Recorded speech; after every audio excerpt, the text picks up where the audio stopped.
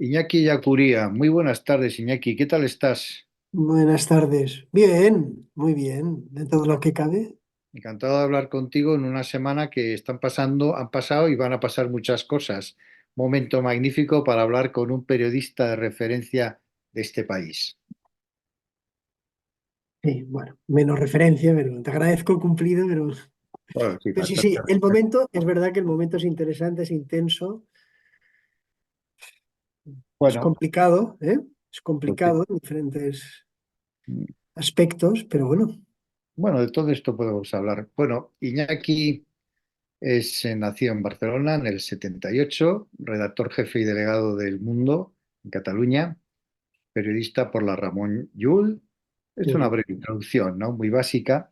En el 2006, esto no lo sabía, te dieron el Premio Internacional Periodismo Rey de España. Has trabajado, bueno, ahora en El Mundo, en La Vanguardia, ABC, Agencia EFE. En fin, un currículo interesante y una posición interesante. Te leemos todos los días. A veces, nada más leerte, te mando un mensaje. sí, sí, comentamos, ¿no? ¿Eh? Oye, una Que siempre pregunta. va bien tener estos inputs de los lectores, Sí, porque a veces yo te sigo. Te sigo. casualidad. Una pregunta, Iñaki. Ellacuría, el filósofo y teólogo Sí, asesinado en El Salvador, es pariente tuyo, ¿verdad? Era sí, pariente era tuyo. primo de mi abuelo. Y de hecho yo lo vi pocos meses antes que lo asesinaran, vino a Barcelona, le dieron un premio los jesuitas de Caspe, la organización que tenían los jesuitas de Caspe, y yo recuerdo que vino a casa, no me acuerdo muy bien, pero vino a casa y ya le comentaron, no, yo lo oía, ¿no? Escuchaba yo pequeño, no vuelvas, ¿no? Te van a matar, bueno, había un grupo de gente, entre ellos mi padre y familiares, y él Ujú, dijo una cosa, dice, oye, yo soy el rector, ¿no? de la universidad, yo tengo a mis alumnos, mi equipo, y tengo que estar ahí, no puedo salir corriendo. ujú. Él era consciente del peligro y bueno, a los pocos meses le asesinaron. Pero sí que tengo ese recuerdo que Sí, de la única vez que le vi y le escuché, pero me quedó grabada esa conversación. sí, veo que, bueno, eras muy joven, ¿no? Tenías 11 años, ¿no? Veo, porque esto Eh, pasó en el 89. Bueno, cuando todo aquel movimiento de los jesuitas, ¿no? De la Sí, Iglesia de la Liberación, aquello marcó una época, una manera de entender. Yo he estudiado en los jesuitas, ¿no? El bachiller y luego estudié SAD en Barcelona con los jesuitas, ¿no? Y aquello, pues, claro, como soy bastante mayor que tú, pues viví lo que supuso la teología de la liberación. Los jesuitas siempre estuvieron en vanguardia, para bien o para mal, pero siempre en sí. vanguardia, molestaron mucho y por eso los han echado 3 veces de España. Muy bien, bueno, pues volviendo a lo nuestro. Oye, una pregunta previa que te quiero hacer. A mí me parece, de todo lo que estamos viviendo ahora, vamos a ver, eh, y ya entro de pleno en esto, ¿no? Me parece tremendo que hoy tengamos un gobierno que está haciendo lo que está haciendo con el Estado de Derecho en este país, producto de una campaña electoral, producto de una composición, vamos a ser parlamentaria, producto de unas elecciones con una campaña electoral en la que el actual presidente y candidato entonces dice sobre el asunto que más podía hacer decantar el voto en un sentido o en otro, es decir, sobre la amnistía, solo 3 días antes de las elecciones dice que no va a haber amnistía porque esa ley sería inconstitucional y lo dice él y lo dice, por si hay alguna duda, 11 ministros. Eso llevaría a tu entender lo que algunos dicen que es un presidente, solo por eso, un presidente ilegítimo o no. A ver, digamos, no es el primer presidente que miente en campaña. Lo que pasa es que esta mentira es una cuestión central, ¿no? Y moralmente importante. Yo creo que es un presidente moralmente ilegítimo, porque el engaño va más allá de falsear unos datos, de camuflar o de maquillar algo incómodo, ¿no? Que en campaña suele pasar. Entonces, claro, esto. marca su trayectoria, pero sobre todo, a mí lo que más me preocupa no es esta forma de actuar de Pedro Sánchez, sino que no recibe ningún tipo de castigo en las urnas, ni de reacción, sino que al revés, eh, mantiene un apoyo mucho más alto de lo que cabría esperar antes del 23 de julio, ¿no? Aunque él tiene que gobernar en su coalición, esa coalición amplia con diferentes partidos nacionalistas no, creo que pierde, es que ahora lo digo en memoria, pero creo que pierde 2 escaños, pierde muy poco, pierde muy poco. mm, por lo tanto, mantiene el apoyo popular casi intacto. Sí, pero A mí me Iñaki, sorprende, eso me sorprende, sobre todo porque que la mentira no reciba castigo y sobre todo una mentira con este agravante moral, ético y de desprecio ¿no? a la esta democracia española. mentira, Iñaki, pero esta mentira, digamos, de esta mentira viene el resultado electoral y a partir de ahí las únicas elecciones que ha habido son las gallegas. Sí, Ahí, y ahí se habla. lo que Y, pasa es que todo el apoyo, sí, pero todo el apoyo, yo no he visto una manifestación podría ser, ¿no? de votantes de Sánchez, que nos has engañado en una cuestión tan importante como la amnistía. No he visto su prensa, los medios de comunicación afines, censurarle esa mentira. No he visto sus intelectuales de cabecera decir, hombre, aquí nos has engañado. No, se justifica, acuérdate lo que se decía, un cambio de opinión.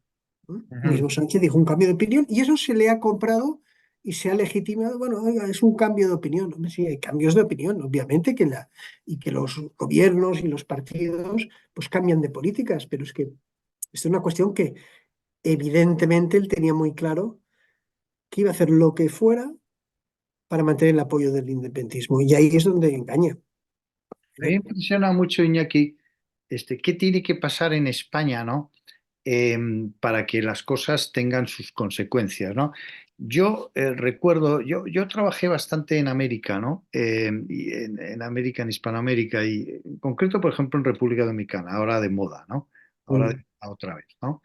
Y entonces recuerdo que, bueno, una serie de cosas que no viene ahora vamos a hablar de ello, pero sí hubo ahí un escándalo y entonces yo estaba en una empresa con un proyecto y aquello fue tremendo y tal. Y recuerdo que el que era un asesor nuestro, que era vaya, una persona importante, dijo, no, no te preocupes, mañana viene otro escándalo y tapa este y no va a pasar nada y no se va a decir, y no van a decir más. Y así fue.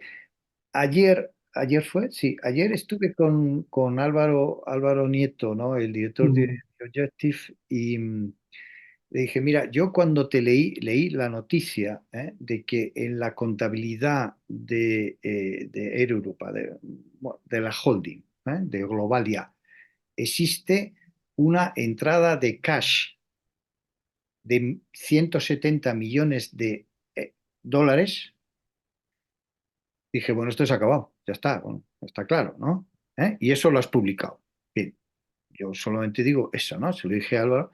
Y luego, en ese mismo día, esto me parece que fue hace 3 días, publicó también en The Objective que se había producido una venta, o sea, una vez rescatado Globalia con 1.100 millones entre avales y cash, se había producido una venta de la marca de Globalia, la marca Air Europa, que mm. aparentemente no era de la aerolínea, se había producido, le había vendido la marca Globalia a su filial Air Europa por 40 millones de euros. Y esas son las dos noticias que se publicaron, ¿no? Entonces yo digo, hombre, cuando se rescata una compañía en la situación en la que estábamos con la pandemia, es para pagar las nóminas, pagar el mínimo mantenimiento para sobrevivir, no para que se venda una marca por 40 millones de Globalia a su filial, ¿no? Y yo leí eso y dije, bueno, esto ya, pero a partir de aquí todo revienta todo.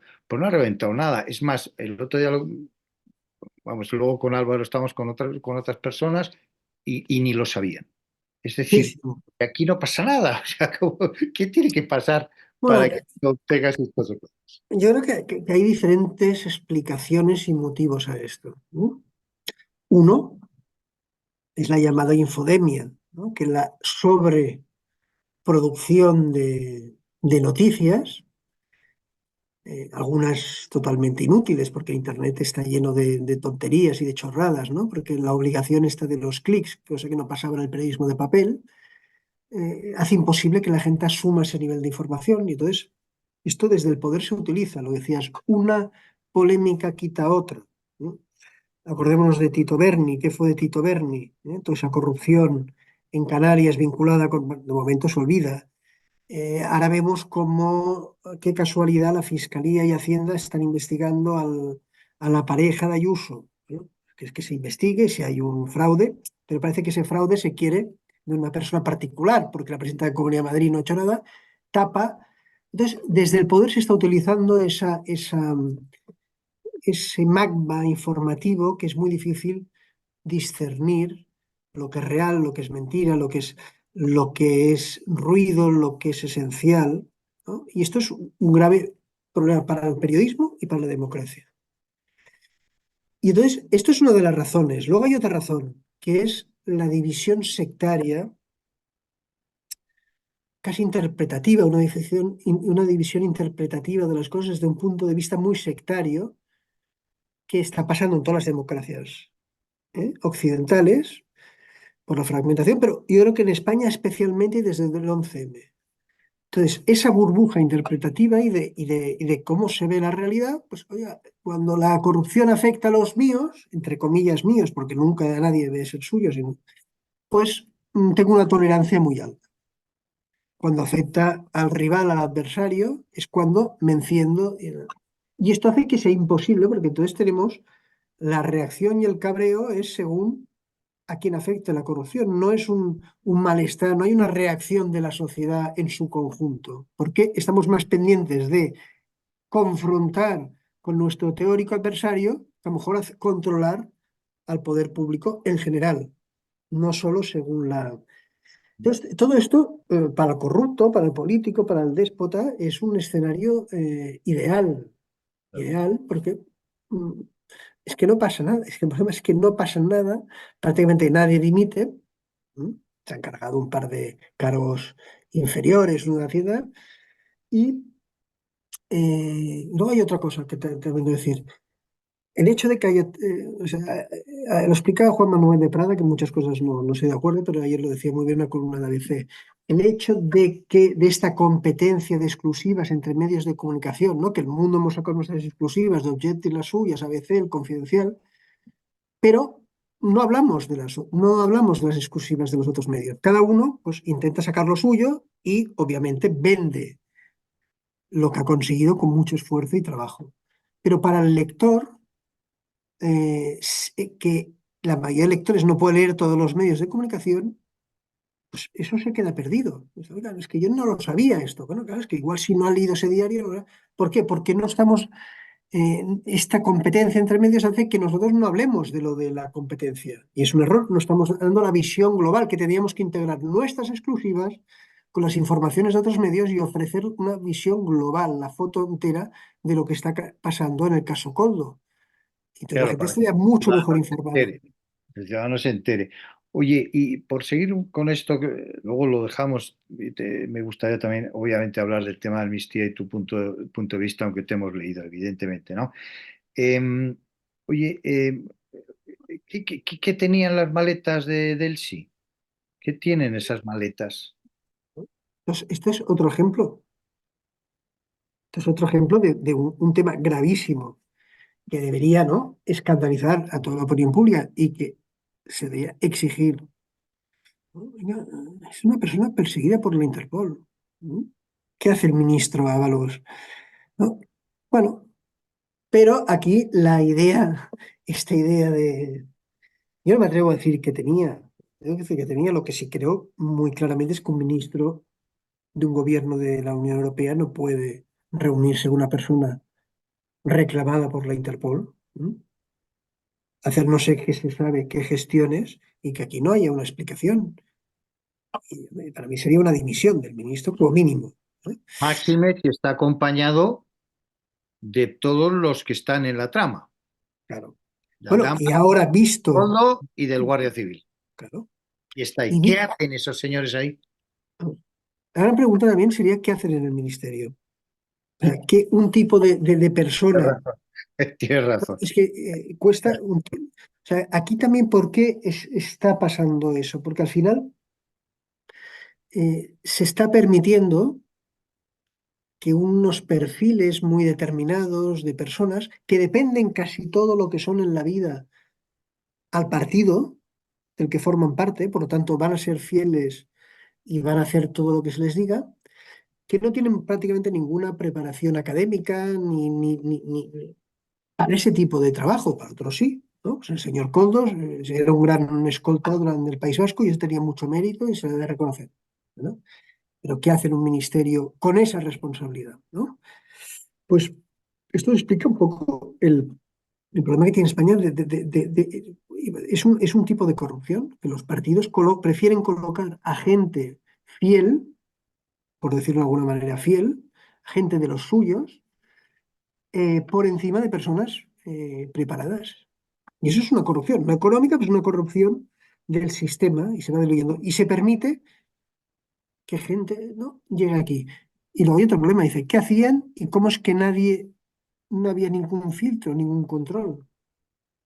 Porque no Sí, es el primer caso de corrupción que estamos viendo y que se va repitiendo. ¿Eh? Los seres de Andalucía, en su tiempo los Gürtel, y nos escandalizamos, pero aquí la corrupción vuelve a aflorar con mecanismos muy parecidos, muy parecidos. Incluso las marisquerías aparecen siempre, los puticlubs, y es que dices, no tienen que cambiar el modus operandi para seguir robando. Dice, entonces, dice que no hay filtros de control. Es que el poder no los gobiernos autonómicos, el gobierno central no aplica los filtros de control exigibles. Pues parece que no. Pero obviamente tampoco se los estamos reclamando. a mí me ha llamado mucho la atención, bueno, aparte del tema de de la presidenta, ¿no? Del Parlamento, que claro, realmente muy, muy difícil de explicar, ¿no? Hacer un pedido, recibir un material que no es lo que has pedido, no eran mascarillas FFP2, decir luego en un documento que estás satisfecho, ¿no? Con el trato comercial, con el pedido, y luego reclamar el importe de la factura días antes del cambio de gobierno, ¿no? Claro, cuando se piden explicaciones, oiga, es que, y no las da, oiga, ¿cómo las va a dar si no hay manera de explicarlo? Digo Sí, yo, sí. ¿qué opinas? Hombre, yo creo que es que hay un patrón que parece claro. Yo estoy convencido de que el señor Armengol no se ha llevado ningún duro. Casi convencido, no que pues la mano en el fuego, nada, que se ha llevado ningún euro de esta venta en su bolsillo, en su particular. Ahora bien, la clave es por qué, si como ella decía había tantas ofertas, cogió justamente la de Coldo y la que venía teledirigida por el ministerio y por el ministro que había secretario de organización. O sea, esto no lo has sabido explicar. No has atrevido a responder si habló o no con Coldo y Ábalos de esta cuestión cuando se le preguntó en el Congreso. Entonces, una cosa es el enriquecimiento personal, que yo creo que en el caso de Armengol parece que no, pero obviamente ella ha escogido, ella digo su administración, y si no se enteró, bueno, tiene una responsabilidad por incompetente y por no saber lo que hace su mano derecha. Pero obviamente escogieron estas mascarillas, escogieron comprarlas a gente que no tenía ningún tipo de experiencia ni de tradición empresarial en el sector sanitario, ¿no? Por delante de otras ofertas que ella misma dijo que había muchas ofertas. Oiga, sí, pero qué casualidad que usted y todas las comunidades del PSOE, excepto, que esto para mí es muy importante, Paje y Lambán, curiosamente los dos varones que no estaban, digamos, que no bailan o no bailaban en el caso de Lambán al son del sanchismo, todas entraron en la compra, ¿no? de Coldo, lo que me hace pensar que ahí seguían directrices, recomendaciones que venían pues, del partido o del ministerio. ¿No? Y ahí es un caso de corrupción evidente. ¿No? No digan, no, es que yo lo hacía por bien. Sí, sí, usted igual. Estoy convencido de que ella quería tener mascarilla rápido, pero escogió las de Coldo. Y luego ya venimos lo del almacén, lo de pedir el dinero europeo, ¿eh? Pero el problema inicial es que usted escogió eso sabiendo. entre muchas escogidas. Oye, Iñaki, el tema ya súper delicado, ¿no? De la esposa del presidente, ¿no? Em, Se reúne, esto es evidente, ¿no? Ha salido publicado y hay fotos, ¿no? Se reúne con Globalia, que es quien le financia el proyecto, o sea, la agencia del Instituto de Empresa para África, lo financia Globalia y luego lo financia un programa de la Complutense, que también ella lo dirige y a su vez lo sigue financiando Globalia, es decir, hay una relación evidente comercial entre esta señora y Globalia, que a su vez es rescatada, y sale publicado también, por cierto, vosotros en el mundo hacéis una cobertura magnífica de todo esto, sale publicado que también hace gestiones de compra de mascarillas. No sé dónde llegan, pero esto también se ha publicado. ¿Esto cómo lo ves? ¿Cómo se tiene que tratar esto? No parece... A ver, no parece que sea lo que se espera de la mujer o el hombre, de un presidente del gobierno, que se espera que tenga un cargo institucional y que no aproveche. Eh, Su papel viene siendo un poco comentado, ¿no? Un excesivo protagonismo y desde hace tiempo, antes de que estallara todo eso.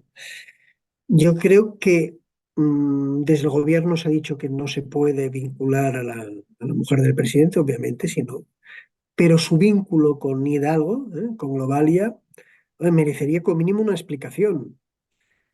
Y yo no entiendo que la pareja de un presidente de España se dedique a hacer negocios con personas que además luego reciben favores, reciben favores. Para mí es un caso no quiero tampoco opinar porque digamos, no está judicializado con la señora Begoña Gómez, no está imputada, por lo tanto la presunción de inocencia, ahí me gusta preservarla para todo el mundo, incluso estando imputada. Pero es un caso como mínimo de poco ético, ¿eh?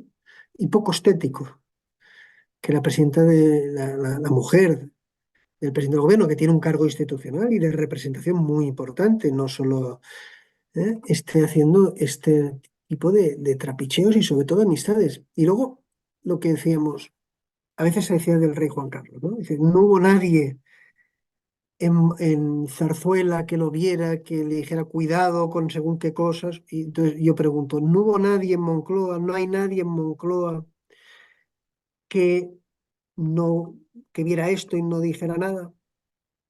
No hay nadie que controle los movimientos, por ejemplo, de la pareja del presidente o la presidenta, quien sea, que no voluntario o involuntariamente cometa algún posible delito o cuestiones éticamente reprobables. Porque yo creo que hay un montón de funcionarios en Moncloa que deberían haber controlado eso y deberían haber advertido. Cuidado, señora, que es. Entonces, otra vez la falta de mecanismos de control. Pues yo creo que es muy peligroso, que el poder, incluso el presidente del gobierno, esté descontrolado, el Estado, más allá del partido, ¿no? Institucionalmente tiene que haber un control para evitarlo. A mí, todo lo que he ido leyendo me parece bastante que apesta. Veremos el recorrido judicial. Espero que se investigue. Pero apesta. Estuvo en la oficina de Globalia, ¿no? Eso está acreditado, estuvo en la oficina de Sí. Globalia y se dijo, vamos, aparentemente contestaron, eso es lo que se ha publicado, que Globalia pues, le presentó una serie de nuevas iniciativas empresariales y de negocios, ¿no? que el grupo pensaba poner en marcha y que le informó de esas iniciativas, ¿no? Y aquí es por qué le tienen que informar Eso a digo la, yo, a la mujer del presidente del gobierno digo yo, un ¿no? grupo ¿Qué hace? empresarial. Entonces, a veces aquí alguien tendría que haber dicho, no, no, usted No, no puede acudir a esta reunión porque esto traspasa unas líneas que no son delictivas, pero unas líneas éticas. ¿no? Entonces, lo que vamos viendo es esa falta de control que a mí me preocupa mucho, porque los partidos y los líderes pasan, pero el Estado permanece y el Estado tiene que tener esos mecanismos más allá para protegerse de posibles, de este tipo de este tipo de actuaciones. Ahora bien, mm, a mí me gustaría, ¿no? ¿Qué hubiera pasado? Y yo creo que es necesario hablar de esto. ¿Qué hubiera pasado si en vez de ser la mujer de Pedro Sánchez hubiera sido la mujer de Mariano Rajoy?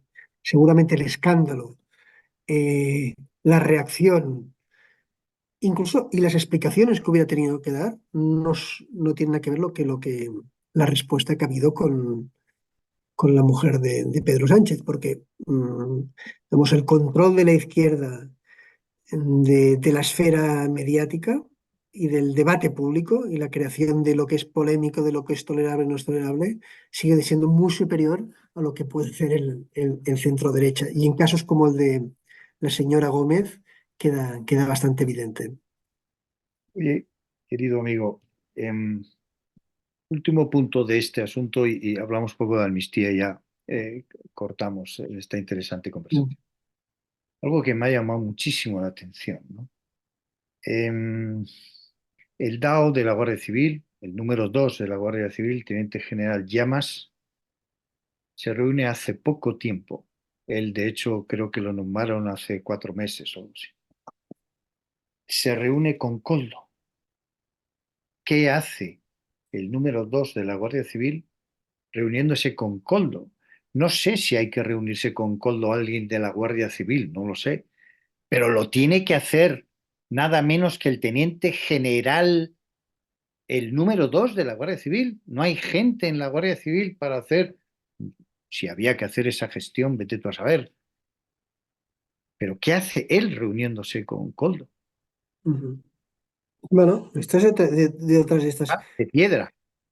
incógnitas, pero que a mí apuntan a una cosa que está pasando con Pedro Sánchez y yo creo que seguramente va a ser la peor herencia que deje, además de la herencia de la división, de reforzar a los nacionalismos, que es la perversión de las instituciones. O sea, cómo está utilizando instituciones, como la Fiscalía, la Guardia Civil, el CIS, Televisión Española, con una ¿no? Para que, como alfiles de su estrategia partidista. Para mí esto está pervirtiendo lo que sería la separación, ya no de poderes, pero eso de las de instituciones, de una manera alarmante. Lo que está pasando con la Fiscalía boicoteando el fiscal general y algunos de sus ayudantes, investigaciones judiciales como la del caso Tsunami, el caso Blof, atacando o poniendo en duda el trabajo de los jueces, es que no se recuerda la utilización de televisión española como herramienta de propaganda, pero ya sin matices, sin disimulos, en las tertulias. Yo no lo recuerdo. Se podía criticar si es verdad que cuando llega un gobierno pues es más partidista, pero el nivel de... Y lo que ha pasado con la Guardia Civil, pero es que desde que ha llegado Marlaska ha estado depurando los mandos, los López de los Cobos, la Guardia Civil que estuvo en Cataluña, ¿m?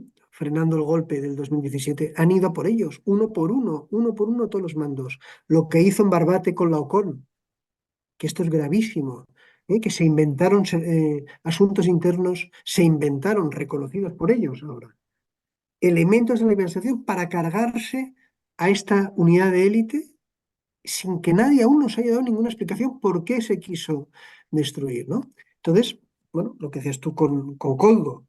Es verdad que Coldo ha contaminado a varios guardias civiles. Varios guardias civiles presuntamente han colaborado con esta trama. Entonces, que vaya este guardia, ¿no? Este, el número 2 a reunirse con él es bastante preocupante viendo los antecedentes de cómo ha ido contaminando y que Coldo era una persona muy vinculada al mundo de la seguridad del Estado por su etapa como, como escolta. ¿Eh? Pero aquí, sobre todo, lo que ahora estamos viendo es la contaminación del sanchismo de todas las instituciones que, mal que bien, siempre habían logrado una cierta imparcialidad con los diferentes gobiernos. Es que ni con Zapatero, ni con Aznar, obviamente ni con Rajoy, había sucedido esto. bastante impresionante. Oye, antes de cerrar, el tema de la amnistía. Hemos, yo creo que hemos sacado unas cuantas cosas, ¿no? Sobre todo este escándalo, que no se puede hablar de otra cosa, y esto es la amnistía, que aparentemente mañana mismo se va a aprobar. Eh, bueno, no te quiero preguntar si te parece constitucional o no constitucional, porque ya te hemos leído al respecto varias veces. Eh, ¿Tú piensas, bueno, una cosa que me llama mucho la atención en referencia a lo que tú acabas de decir de la perversión de la conquista, esa invasión de las instituciones por parte de los gobiernos y de este gobierno en concreto? Oye, todo el mundo pregunta, y es la pregunta que te iba a hacer yo, ¿lo parará el TJUE, el Tribunal de Justicia de la Unión Europea?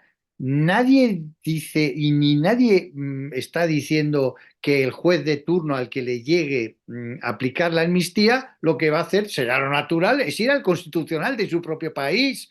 Y no, no, ya directamente, Y esto no es confía en el absurdo, ¿no? Constitucional. A Tú ver, has dicho, o sea, el prejudicial va a ir al TJUE. Ah, muy bien. ¿Y por qué no se va al Constitucional? Pues porque el Constitucional está invadido ya, ¿no? sí, Esto es terrible. Pero qué, entonces, ya es que no, o sea, no no nos fiamos de las instituciones de nuestro país. no, no, porque claro, tú cuando utilizas partidistamente una institución, la dejas manchada y también te acaba perjudicando a ti, ¿no? Cuando tú ya has desprestigiado esa institución, tarde o temprano te va a perjudicar, que es lo que va a pasar con el Tribunal Constitucional.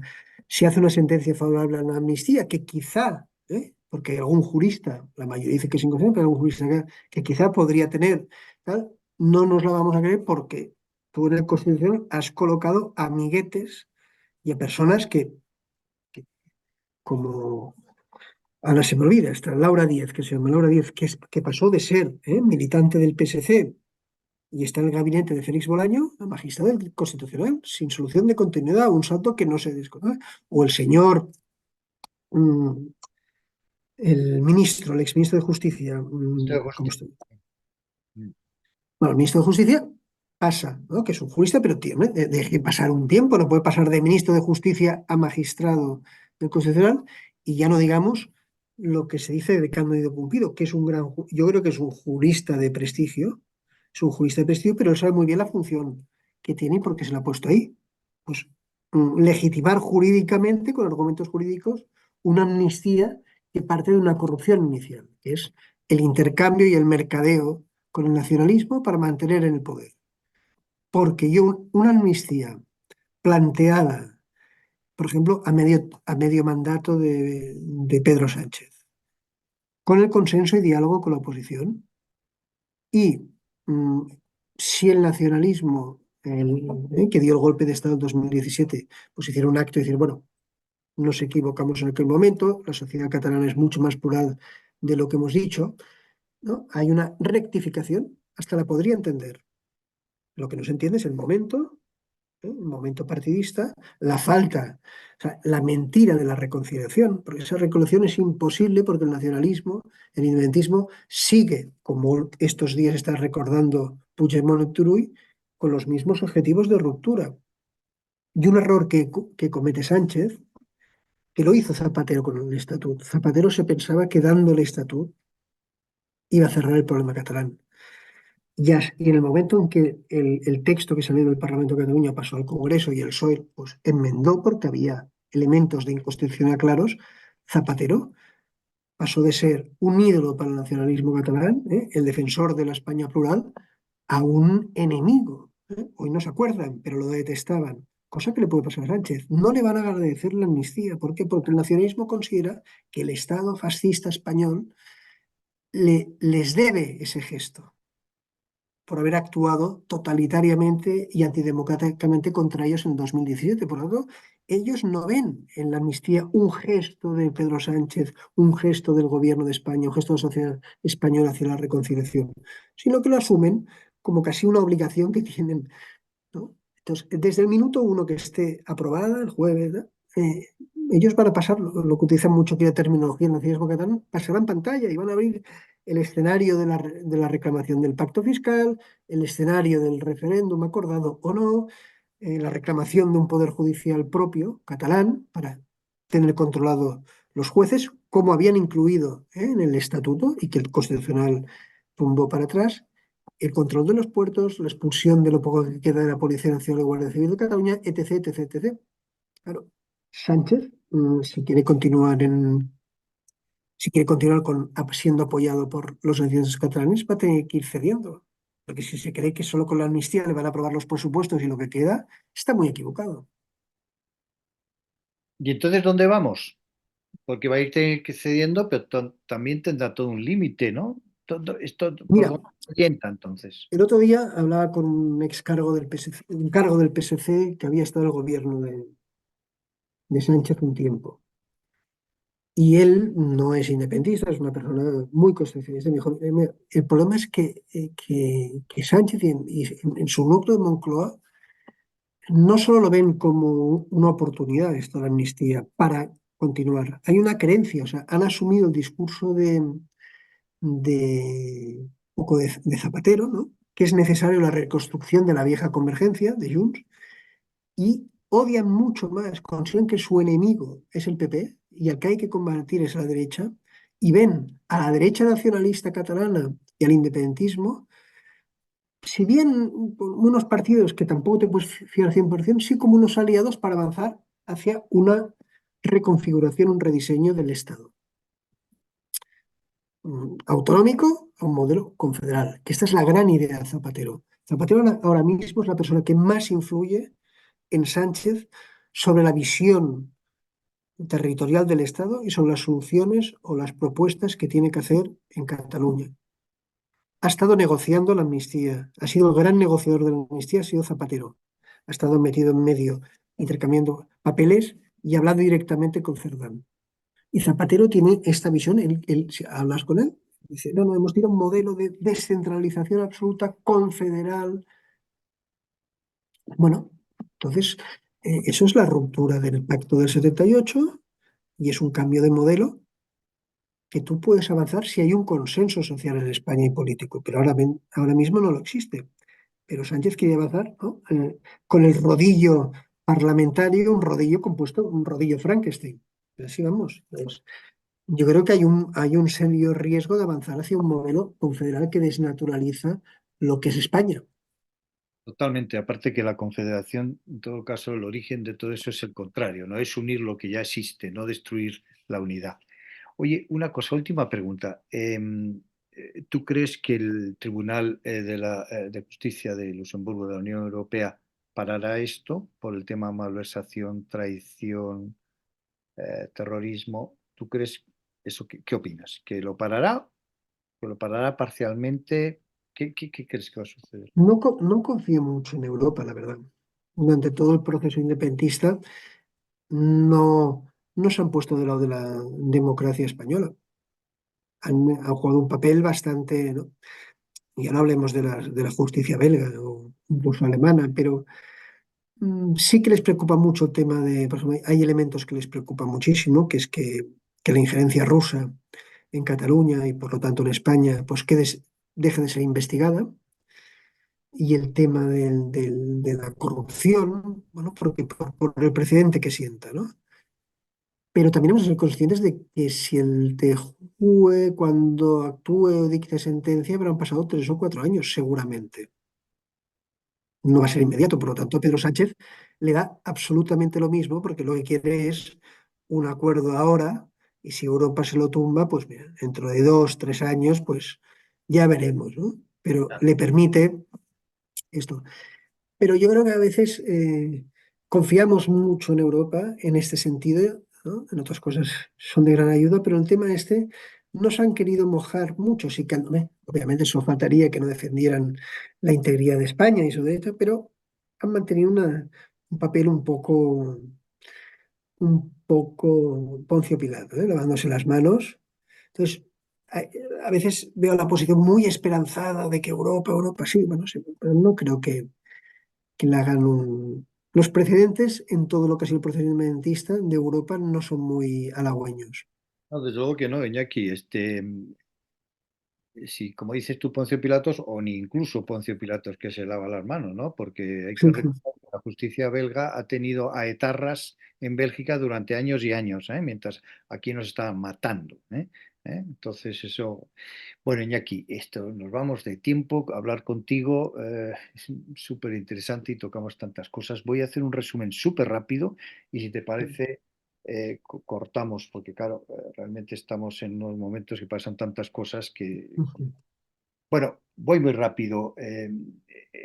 Te planteo primero lo de mentira en campaña sobre la amnistía. Y dices, sí, es curioso, ¿no? Esto, vamos, no, no, no es curioso, es muy preocupante, pero tampoco tiene un gran castigo electoral, ¿no?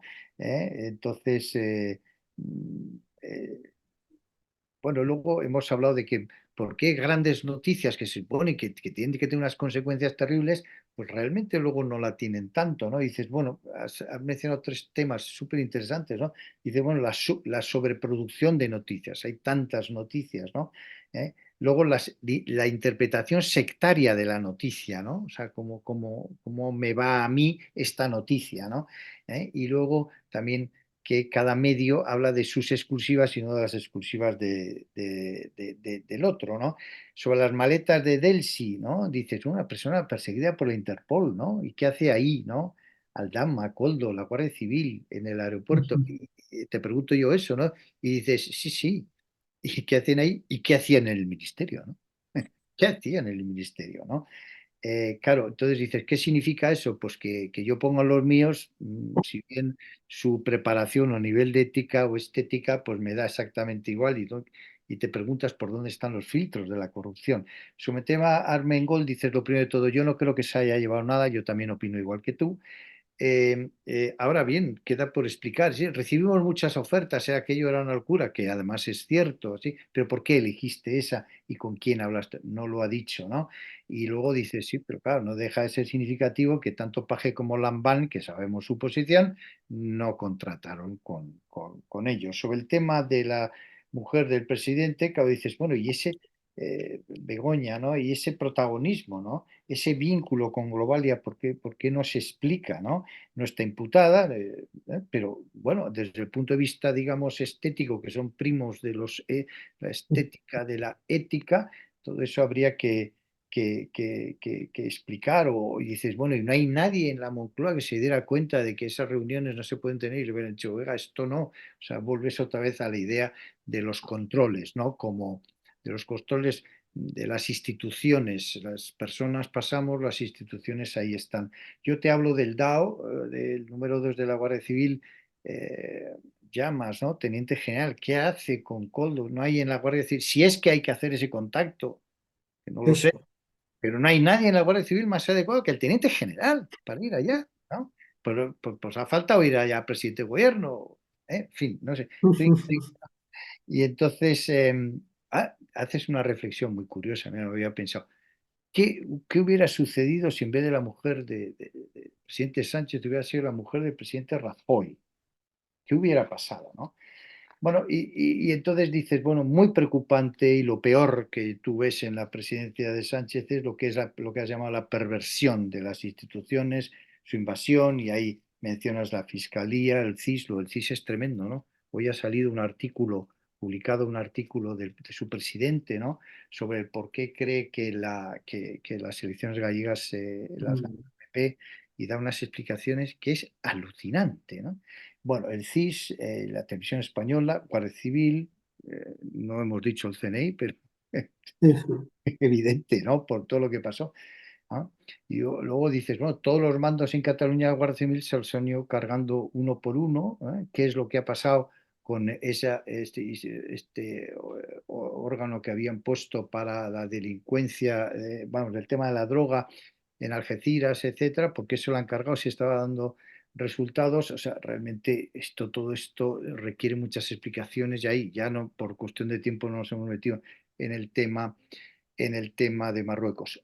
Sobre la amnistía, dices, hemos dicho primero, ¿por qué no va al Constitucional? Sería lo lógico. Entonces, no, decimos, no, no, pues mejor que lo que se plantea es al Tribunal de Justicia de la Unión Europea claro, dices, el Constitucional, donde está Conde Pumpido, sí, sí, con gran prestigio, pero ya sabemos para qué lo han puesto ahí, un ministro de Justicia, que por cierto, fue uno de los que dijo que la amnistía era ilegal. Y ahora dice que si le llegara, que se va a abstener. ¿Por qué no dice lo mismo?